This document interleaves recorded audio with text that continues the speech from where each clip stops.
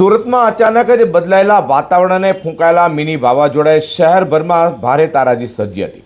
કુદરતી આફત એક યુવક માટે કાળ બનવા પામી છે।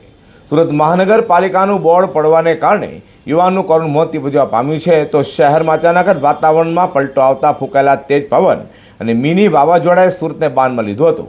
ભારે પવનના કારણે શહેરના અલગ અલગ વિસ્તારોમાં હોર્ડિંગ્સ, પતરા અને વૃક્ષો ધરાશાયી થવાની અનેક ઘટનાઓ બનવા પામી છે। હવામાન વિભાગની આગાહી વચ્ચે સુરતના વાતાવરણમાં આવેલા પલટાને લઈ સુરતમાં તારાજી સર્જાઈ હતી। સુરતના પર્વતપાટિયા વિસ્તારમાં આવેલા શાયોના પ્લાઝા પાસે ભારે પવનને કારણે સુરત મહાનગરપાલિકાનું એક વિશાળ લોખંડનું બોર્ડ ધરાશાયી થયું હતું। કમનસીબે આ બોર્ડ એક યુવક પર પડ્યું હતું। બોર્ડ એટલું વજનદાર હતું કે યુવકનું ઘટના સ્થળે જ કમકમાટીભર્યું મોત નિપજ્યું હતું। ઘટનાની જાણ થતાં જ પોલીસ કાફલો દોડી આવ્યો હતો અને મૃતદેહને પોસ્ટમોર્ટમ માટે સ્મીમેર હોસ્પિટલ ખસેડાયો હતો।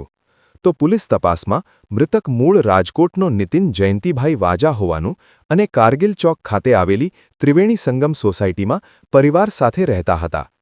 નિતિનભાઈ પરિવારને આર્થિક રૂપે મદદરૂપ થવા માટે પર્વતપાટિયા વિસ્તારમાં આવેલા શાયોના પ્લાઝા પાસે ઘૂઘરા વેચતા હતા।